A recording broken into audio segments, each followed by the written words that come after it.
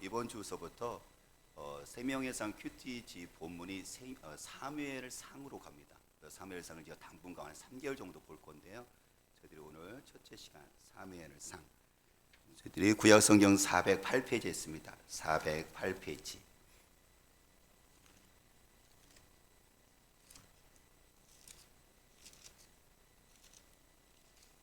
네. 408페이지에 사무엘상 1장 9절에서 18절까지 저와 여러분들이 돌아가면서 우리 같이 함께 읽도록 할게요. 제가 먼저 하는 말씀 읽습니다. 그들이 실로에서 먹고 마신 후에 한나가 일어나니 그때 제사장 엘리는 여호와의 전 문설주 곁 의자에 앉아 있었더라.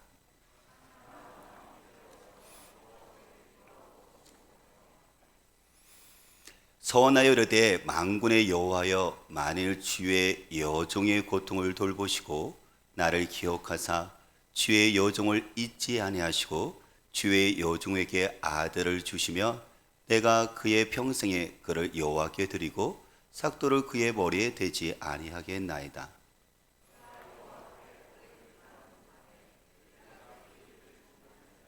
한나가 속으로 말하매 입술만 움직이고 음성은 들리지 아니하므로 엘리는 그가 취한 줄로 생각한지라.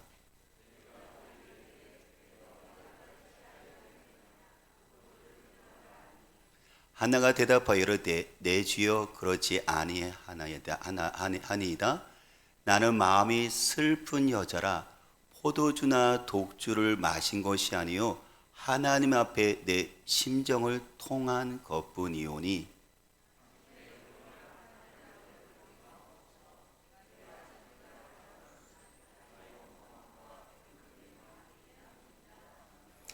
엘리가 대답하여 이르되 평안히 가라. 이스라엘 하나님이 네가 기도하여 구한 것을 허락하시기를 원하노라 하니.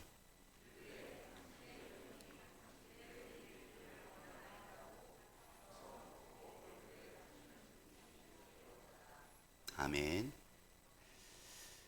사람은 외모를 보지만 하나님은 중심을 보신다. 사무엘상 16장 7절 말씀인데 아주 중요한 말씀이죠. 사람은 외모를 보지만 하나님은 중심을 보신다라고 이야기하십니다. 저와 여러분들이 오늘 말씀의 제목이 중심이 바로 선 사람 엘가나와 한나가 있는데요. 오늘 이렇게 외모로 사람을 보는 것이 아니라 중심으로 마음으로 사람을 봤던 두 사람을 소개할 것입니다. 그 사람은 엘가나와 한나인데요.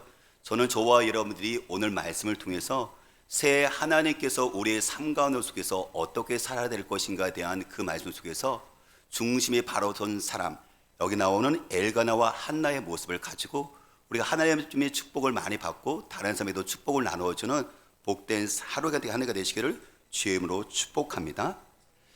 먼저 중심이 바로 선 사람 같은 거 보면 우리가 엘가나 그 사람 같은 경우는 사람을 향해서 이렇게 중심을 가지고 사람을 보았어요. 다시 말하면 그 사람의 외적인 조건을 가지고 사람을 판단하고 대했던 것이 아니라 그 조건과 상관없이 그 사람이 있는 자체 무조건적으로 그 사람을 대하는 중심이 바로 선 사람인 것을 보았고요. 또 한 사람은 바로 우리가 이어서 볼 사람은 한나라는 그 여자인데 그 한나라는 여자는 하나님을 대할 때 있어서 자기의 힘과 능력으로 삶을 헤쳐나가는 것이 아니라 바로 하나님의 은혜를 구하면서 삶을 살아갔던 바로 중심을 바로 잡았던 한 여인의 모습을 보게 되었습니다. 먼저 엘가나가 중심이 바로 선 사람인데 사람을 대할 때 모습을 볼게요. 보통 사람들은 사람들을 대할 때 있어서 나보다 더 공부 잘하는 사람들을 우러러보고 나보다 상대적으로 지위가 낮은 사람을 이렇게 낮게 보는 것들이 보통 있거든요. 근데 중심이 바로 선 사람은 그거와 상관없이 친구가 공부를 잘하던 못하던 아니 어떻게 보면 못한 친구들을 더 마음으로 여겨주죠. 그리고 내가 사회적인 지위로 내가 낮은 사람을 무시하는 것이 아니라 오히려 그 사람과 같이 함께 살려고 애를 쓰는 사람이 바로 중심이 바로 선 사람인데요. 오늘 그 한 사람을 소개하고 있는데 그 사람이 바로 오늘 엘가나인데요. 엘가나의 가정을 이렇게 소개를 하고 있어요. 1절 성경 이렇게 나오거든요. 1절에 보니까 제가 오늘 1절 볼게요. 오늘 1절 우리 보면 같이 함께 읽어보도록 할게요. 에브라임 산지 라마다임 소빔에 에브라임 사람 엘가나라 하는 사람이 있었으니 그는 여로함의 아들이요 옐로의 손자요 도의 증손이요 숫의 현손이더라 라고 이야기를 하고 있어요. 여기 보니까 한 가정을 소개를 하고 있거든요. 물론 이 가정은 나중에 우리가 잘 한 것처럼 이게 사무엘의 상이잖아요. 사무엘이라는 여러분들 그 아들을 통해서 이 민족이 축복을 받는 것들을 하나님께서 얘기하는데, 사무엘이라는 그 아들이 낳기 전에 그 가정을 먼저 이야기를 하고 있어요. 근데 그 가정의 아버지가 엘가나라는 사람인데, 그 엘가나라는 사람이 어디에 살냐면 에브라임 산지 라마다임 소빔이라 했죠. 그렇죠? 저도 이것에 익숙하지 않은 것처럼 그 당시에 에브라임 산지에 살고 있는 사람들이 아무도 알지 못하는 정말 작은 지역에 있는 라마다임 소빔에 누가 있었냐면 바로 엘가라는 사람이 있었어요. 어떤 큰 지역이 아니에요. 서울 아니면 뉴욕 이렇게 큰 도시가 아니라 아무도 여러분들 주목하지 않는 아주 작은 도시에, 아니 작은 시골에 있는 그곳에 엘가나라는 사람이 있었대요. 근데 그의 가문을 이야기하는데요. 여로마의 아들 엘루의 손자 도세 증손 수의 현선인 것은 뭐냐면 엘가나의 그 4대 위의 조상들을 얘기하는 거예요. 근데 그 조상들이 뛰어난 사람도 아니에요. 뭔가 그 당시에 유명한 사람도 아닌 거죠. 아주 평범한 여러분들 그 가문을 오늘 하나님께서는 주목을 하고 계신다는 거예요. 그 중에서도 지금 보면은 우리가 좀 있으면 보겠지만 한나라는 이 엘가나의 아내가 한나인데, 그 한나가 어떤 여자냐면 불임을 갖고 있는 여자예요. 임신을 하지 못하는 여자예요. 자식이 없는 여자인 거예요. 그 당시에 자식이 없다는 것은 대단한 수치스러운 것이고, 심지어 극단적으로는 하나님께 저주를 받았다라는 여길 정도로 그렇게 자기의 수치를 갖고 있는 비참한 인생을 갖고 살고 있는 이 한나라는 그 여자, 아무도 주목하지 않죠. 근데 하나님께서 이 여인을 선택하세요. 그 당시에 이 사무엘 이때의 배경을 어느 배경이냐면, 이때는요 이스라엘 그 나라가 정말 어두웠어요. 영적으로 뿐만 아니라 윤리적으로 타락해서 뭔가 빛이 필요한 그 시대였는데, 하나님께서 그 빛으로 누구를 선택하시냐면 아무도 주목하지 않는 그 작은 지역에, 그 4대 수동까지도 유명하지 않는 평범한 그 가문에, 그것도 그 당시에 비참해서 수치 가운데 속에서 움츠려 있는 한 여인의 연을 통해서 사무엘이라는 여러분들 자식이 태어나고 하나님께서 어둠의 터널을 빛으로 만드는 역사가 있었다는 거예요. 하나님은 외모로 사람을 취하지 않습니다. 우리가 생각한다면 큰 도시에 위대한 여러분들 그 가문에 뭐랄까요, 뭔가 위대한 어떤 한 여자를 통해서 역사를 일으키는 보통 사람들은 생각하지만, 하나님께서는 이 여인 선택을 하시는데요, 하나님은 외모로 선택하지 않으시거든요. 마찬가지로 저와 여러분들의 삶 가운데 속에서 우리가 하나님의 위대한 자녀가 되었다는 것은, 그리고 하나님께서 또한 우리를 통해서 일하고 계신 것은 우리가 어떤 조건 때문에 있던 것이 아니죠. 우리가 뭔가 위대한 외모로, 우리가 어떤 여러분들 능력으로 하나님의 자녀가 되었었고 하나님의 선택을 받아서 하나님께서 우리를 통해서 일하고 계신 것이 아니죠. 이거는 하나님의 선택 가운데는 하나님이 우리를 사랑하셨다는 것을 보게 되어져요. 무조건적인 선택과 사랑인 거예요. 조건으로 사랑하시고 선택하신 것이 아니라는 거예요. 근데 이 일을, 여러분들 이 모습을 갖고 있는 사람이 있는데, 그 사람이 누구냐면 엘가나 남편이었어요. 성경 보니까 2절에 이렇게 얘기를 하거든요. 우리 2절 보면 그에게 엘가나라는 사람이에요. 두 아내가 있었으니 한 사람의 이름은 한나였었고요, 한 사람의 이름은 브닌나라. 근데 둘째 아내는 브닌나는 자식이 있었고요, 첫째 아내였었던 한나에게는 자식이 없었어요. 우리가 외적인 조건으로 보면은 비록 첫째가 한나였었지만 둘째였던 이 브린나는 자식이 있었기 때문에 당연히 사람들은 생각했겠죠. 동네 사람들은 남편의 이제 사랑은 당연히 이제 누구에게 옮겨질 거라 생각해요. 둘째 아내 자식이 있었던 브린나가 더 조건이 좋으니까. 왜냐하면 그 당시에 자식이 있다는 것은 무엇이냐면은 그 가문의 영광이 뿐만 아니라 혈통을 이을 수 있는 것이고 그 모든 것들을 대표하고 있는 것이기 때문에 이제 남편은 누구한테 옮겨질까요? 당연히 둘째 불인나, 자신은 불인나에게 조건이 훨씬 좋은 자식인 불인나에게 사랑이 옮겨질 수밖에 없는 거예요. 사람들은 그렇게 생각했었거든요. 그리고 불인나 자신도 둘째였었지만 이제 첫째, 여러분들 이 첫째에 있었던 이 여자보다도 자기가 남편의 사랑을 마땅히 받을 거로 생각을 했어요. 왜요? 외적인 조건, 자식이 있거든요. 근데 첫째 아내는 지금 자식이 없거든요. 경쟁에서 이긴 거예요. 외적인 조건이 더 뛰어난 거죠. 그래서 그는 6절에 보니까 이렇게 얘기를 해요. 6절에 보니까 그의 적수인 문인나 그가 그를 심히 격분하게 하여 괴롭게 하더라. 그렇죠. 첫째 아내하고 둘째 아내는요, 이게 어떻든 적수인 거예요. 한 가정에 아내가 둘이 있다는 것은 어쨌든 남편의 사랑을 차지하기 위해서 이것은 서로에게 미묘하게 갈등 관계에 있는 것이고 어떻게든지 남편의 사랑을 차지하기 위해서 여러분들 수단을 방법을 가리지 않는 거죠. 근데 상대적으로 어쨌든 첫째가 유리하고 있었는데 첫째 아내 한나는 자식이 없었고 둘째 자기는 한나 자식이 있으니까는 이제 적수 라이벌인 분인나가 이겼다고 생각하는 거예요. 외적인 조건이 더 뛰어나고 좋거든요. 그래서 남편의 사랑을 차지할 거라고 생각을 했었는데 나중에 우리가 보면 알겠지만 분인나는 여전히 첫째 아내를 사랑하는 거예요. 그랬더니 엘가나가 자기 첫째 아내를 계속 사랑하니까 둘째에 있었던 분인나 조건이 좋았던 자기 자신이 여전히 어떻게 하죠? 그가요 화가 나요. 왜요? 경쟁에서 이겼으면 경쟁에 이긴 내가 당연히 남편의 사랑을 받을 권리가 있는데 이 권리를 누리지를 못하거든요. 불공정하다고 생각을 하는 거예요. 그리고 당연히 어떻게 하죠? 이 첫째 아내는 이제 비록 첫째라는 위치가 있지만은 둘째는 자기가 자식을 갖고 있기 때문에 그 위치는 변하지 못할지라도 자기 자신이 이 아내를 어떻게 하죠? 첫째를 눌릴 수 있는, 무시할 수 있는 이 권리가 있다고 생각을 하는 거예요. 그런데 그래서 그가 어떻게 하죠? 그의 적수 브린나가 자식이 있었던 브린나가 첫째에 있었던 한나를 심히 격분해서 괴롭게 합니다. 왜요? 내가 권리가 있다고 생각하는 거예요. 경쟁에서 이겼다고 생각하는 거예요. 라이벌에서 내가 승리했다고 생각하거든요. 자식이 있으니까. 그런데 이 조건과 상관없이 여전히 사랑하는 남편이 있었어요. 성경 보니까 이렇게 얘기합니다. 4절과 5절 보니까 이렇게 얘기를 해요. 엘가나가 남편이죠. 제사를 드린 날에는 제물의 분깃을 그의 아내 둘째죠. 브린나와 그의 모든 자녀에게 주고 5절 보니까요. 첫째 아내에 있었던 한나가 자식이 없잖아요. 한나에게는 갑절 2배를 줘요. 이는 그를 사랑함이라. 하나님께 매년마다 가족의 제사를 드리러 가는데요. 그때 가족이 같이 가잖아요. 그렇죠? 제사를 드린 다음에 제물 드린 것을 가지고 가족이 나눠 먹는데요. 여기 보니까 엘가나 남편이 둘째에 있던 분인나와 자식들에게 먹을 목을 줘요.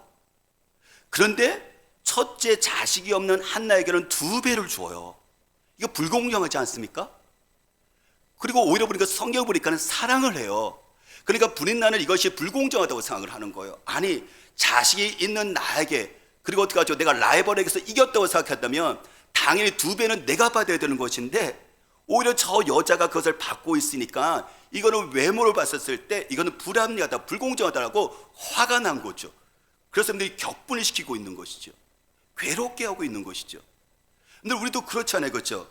내가 공부 잘하는 사람들이 마땅히 어떻게 공부 못하는 사람보다도 내가 어떻게 선생님께 사랑받을 이 권리가 있다고 생각을 하는 거예요. 내가 사회에서 경쟁적으로 내가 이겼다면 지고 올라가면 당연히 낮은 사람보다도 내 능력, 외적인 조건, 외모가 있기 때문에, 조건이 있기 때문에 당연히 어떻게 하죠? 내가 그 밑에 있는 사람에게 존중을 받아야 되고 섬김을 받아야 되는 위치에 있다고 생각을 하는 거예요. 근데 이것이 마땅히 생각하고 있는 이것이 생각이 깨어지니까 분인나가 화가 난 거예요. 이게. 여러분들, 이게 하나님의 사랑인 거예요. 중심에 바로 선 사람은 외모를 가지고 사람들을 어떻게 하죠? 대하는 것이 아니라 외모와 조건과 상관없이 무조건적으로 그 사람 있는 자체가 소중한 거예요. 불임을 했던, 임신을 했던, 자녀가 있던, 자녀가 없던 그 사람 자체가 소중한 것이고, 여러분들 인격적으로 남편은 그 아내를 대하고 있는 남편을 봅니다. 이게 바로 뭐냐면 하나님의 성품인 것이고 하나님의 마음인 것이고 하나님의 중심인 거예요. 그래서 성경은 우리에게 뭐라고 이야기를 하고 있죠? 로마서 5장 8절 말씀에 보니까는 하나님이 우리가 아직 죄인되었을 때 하나님께서 우리를 사랑하셨는데 자기 아들 그리스도를 우리에게 주심으로 말미암아 하나님께서 우리에 대한 자기의 사랑을 확증하셨대요. 여러분들 보세요. 하나님은 우리를 사랑하시는데 무조건적인 사랑인 거예요. 맹목적인 사랑인 거예요. 조건 없는 사랑인 거예요. 부모들이 자녀를 사랑했을 때, 여기 보니까 부모들이 자녀를 사랑할 때 자녀들을 조건 가지고 사랑하지 않잖아요. 그냥 맹목적인 것이잖아요. 조건 없이 있는 그 아이가 어떻게 하죠? 있는 자체로 사랑하는 거잖아요. 마찬가지로 하나님 우리를 사랑하셨을 때 우리를 어떻게 사랑하셨냐면 자기 아들을 우리에게 십자가에서 못 박혀서 죽게 하시는데, 우리를 사랑하시는데 그 사랑이 어떻게 하냐면 우리가 아직 죄인 되었을 때예요. 우리가 선인이 아니에요. 우리가 의인이 아니에요. 근데 우리가 의롭다면, 선인이라면 마땅히 그 조건에 맞게 그 사람을 축복해야 되는 것이고 그 사람을 자녀 삼아야 되는 것이고 그 사람을 받아들여야 되는 것인데, 하나님을, 여러분들 우리를 받아들였을 때 우리가 의인이기 때문에 받아들이는 것도 아니고 죄인이기 때문에, 우리가 선인이기 때문에 받아들인 게 아니에요. 우리가 하나님께 무엇인가 잘했기 때문에, 하나님께 무엇을 드렸기 때문에 하나님께서 우리를 사랑하시고 우리가 못했기 때문에 우리를 미워하시는 그런 하나님이 아니라는 거예요.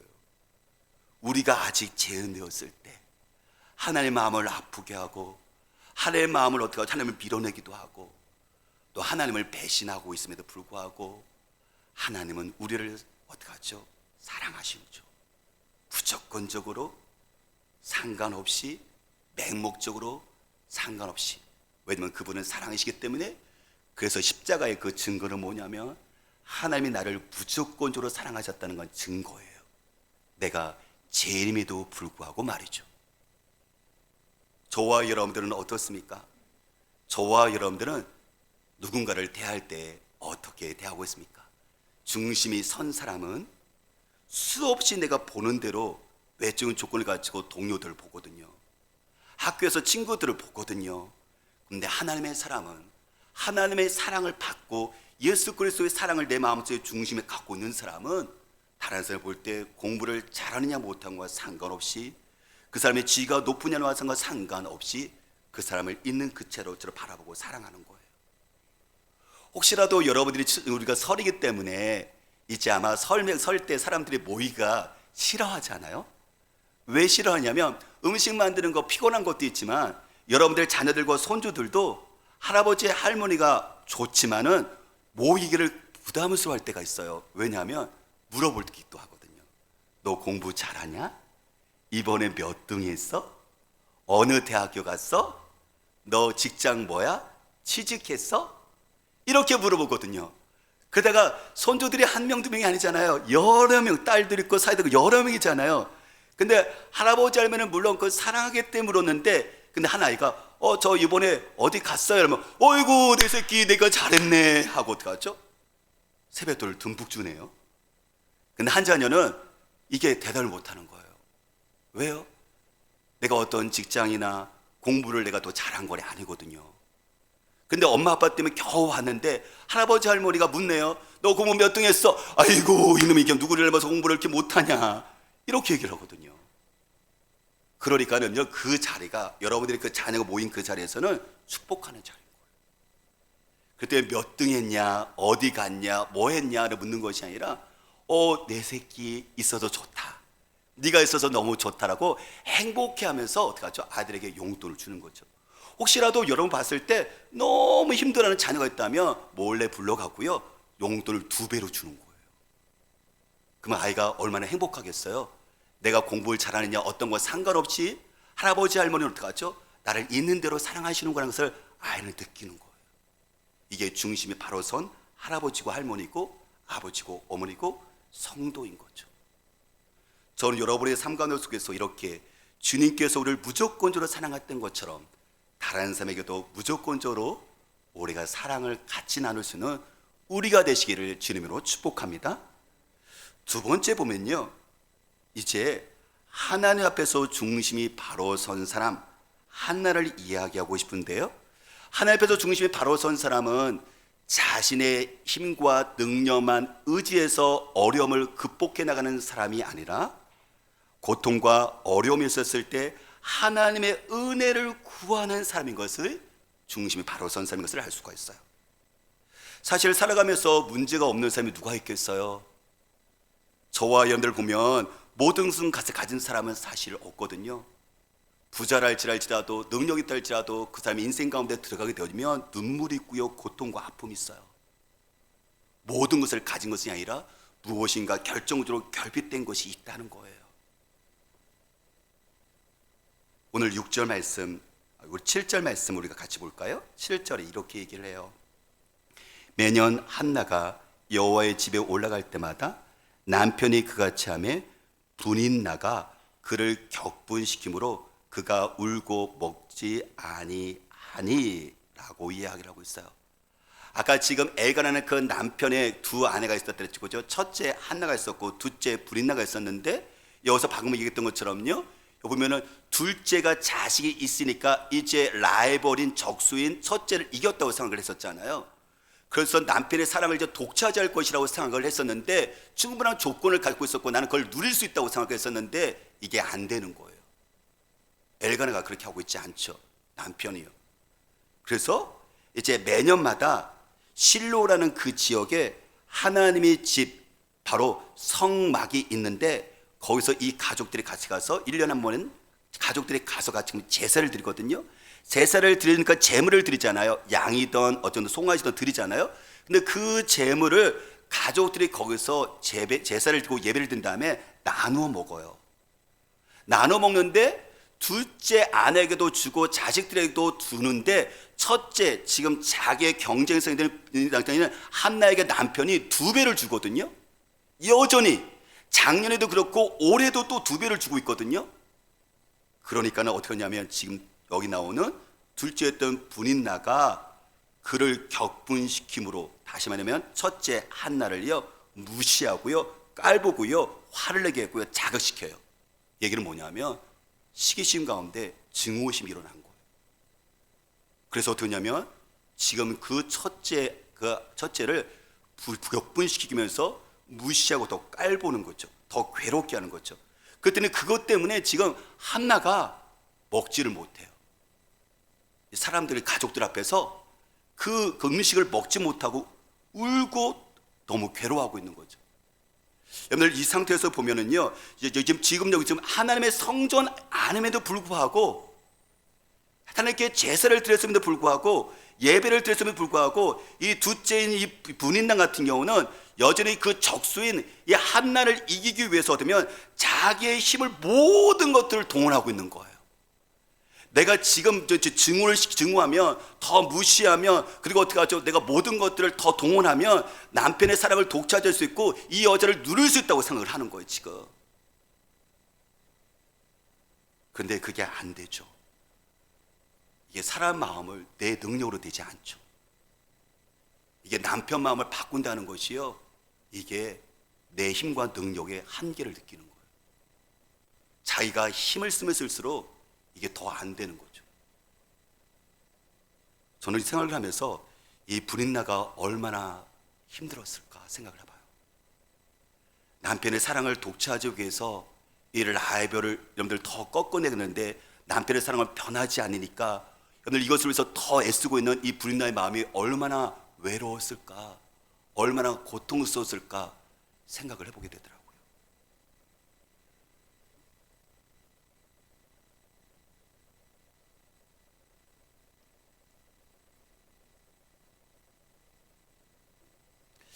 남편이 썼던 엘가나는 둘째였던 한나에게, 하지만 여러분들 여기 나오는 둘째 여인만 고통스러운 게 아니었었어요. 그에게서도 자식이 있었지만 남편의 사랑을 받지 못하는 결핍이 있었어요. 그것 때문에 자기의 힘으로 이것을 극복해 보려고 애를 쓰고 있었지만 더 고통스러운 한계를 부딪히는 걸 보게 됐죠. 그런데 첫째에 있었던 한나에게서도 이 결핍이 있었죠. 남편의 사랑을 받아요. 남편의 위로를 받아요. 심지어 남편이 뭐라고 하냐면 이렇게 얘기를 하죠. 당신에게는 자식이 없지만 10명의 자식보다도 내가 당신에게보다 더 소중하지 않냐? 10명의 자식보다도 내가 당신을 더 위하지 않냐? 하고 위로를 해줘요. 마음을 만져줘요. 그리고 심지어 어떻게 하죠? 그 재물의 2배를 여러분들 아내에게 주거든, 실질적으로요. 이렇게 위로와 그리고 사랑과 보상을 받고 있지만 여전히 한나의 결핍을 남편이 채워주지를 못해요.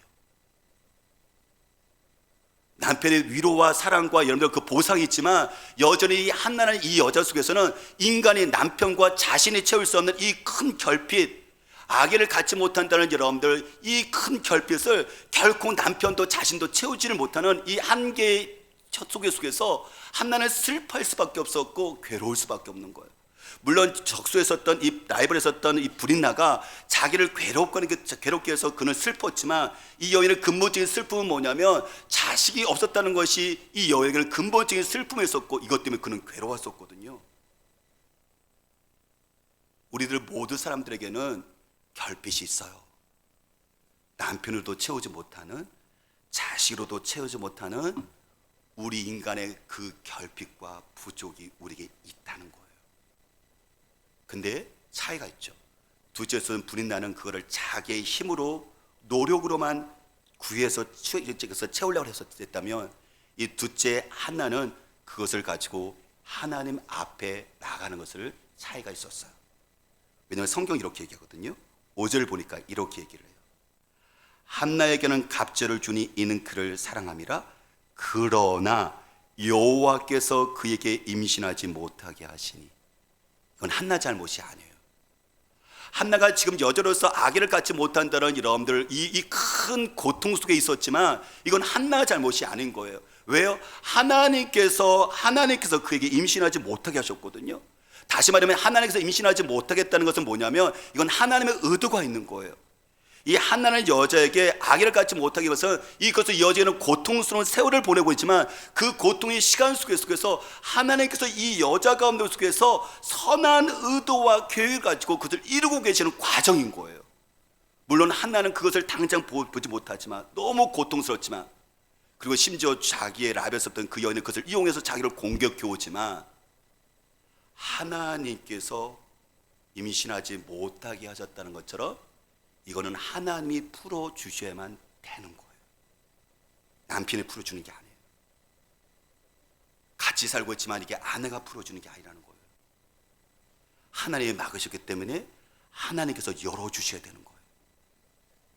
내 땅에서 살았을 때 묶여있는 것들이 하늘에서 풀어줘야 되는 것이고 땅에서 맡겼던 것은 하늘에서 하나님께서 열어주셔야만 되는 그 문제가 우리 인생 가운데 반드시 있다고 성경이 이야기하고 있는 거예요. 분명한 것은 무엇이냐면 나에게는 그 고통의 시간을 가고 있지만 하나님은 그것을 다드신 하나님께서는 열어주실 것이고 그것을 통해서 고통의 시간을 통해서 나에게 선한 뜻을 갖고 있다는 것을 반드시 기억을 하실 필요가 있는 거죠. 저와 여러분의 삶 가운데 스스로 해결할 수 없는 문제를 만날 때 우리는 어떻게 해야 되나요? 바로 한나를 봤으면 좋겠어요. 한나는 이렇게 얘기합니다. 10절에 이렇게 얘기를 해요. 10절에 보면 한나가 마음이 괴로워서 여호와께 기도하고 통곡하며 한나가 자기의 그 결핍을 가지고 이제 하나님 앞에 나가서 그 괴로워서 하나님께 기도하고 하나님께 통곡을 해요. 하나님께 울부짖어요. 눈물을 쏟아내요. 10절 5절에 이렇게 말합니다. 15절에 여호와 앞에 내 심정을 통한 것뿐이오니 이렇게 얘기합니다. 하나님 자기는 너무 괴로워서 남편의 위로도 여러분들 할 수 없는 여러분들 그 남편의 보상으로도 해결할 수 없는 이 여러분들 지독한 이 괴로움을 하나님 앞에 나가서 기도하면서 자기의 심정을 쏟아내요. 자기의 그 감정을 하나님 앞에서 물 쏟듯이 쏟아내요. 그렇죠. 우리 인생을 살아가면서 우리에게 속 시원하게 누군가가 이야기하고 싶은데 우리는 너무 많은 것들을 걸러내잖아요. 그렇죠? 내가 속 시원하게 내 심정을 토해낸다면 그것이 어떡하죠? 사람들을 이해하지 못하고 공감하지 않잖아요. 그렇죠? 우리가 그것을 이용할 수도 있잖아요. 그렇죠? 심지어 가까이 있는 남편일지라도 나의 심정을 여러분들 모든 것들을 가지고 여러분들 그것을 공감하는 것들을 항의가 있는 것들을 우리가 보잖아요. 저는 저와 여러분들이 더 이상 혼자 끙끙대지 않았으면 좋겠어요. 여러분들의 그 심정을 더 이상 여러분들 가둬두지 않고요, 하나님 앞에 나와서 우리의 괴로움을요, 나의 서러움을요, 나의 원통함을요, 나의 우울함을요 하나님께 쏟아놓는 거예요. 남편에게 쏟지 못할 때도 있고 아내와 자식에게도 쏟지 못하는 여러분들 그 심정을, 괴로운 심정을 하나님 앞에서 여러분들 어떻게 하죠? 그것을 끙끙대지 않고 그것을 물 쏟듯이 쏟아내는 거죠.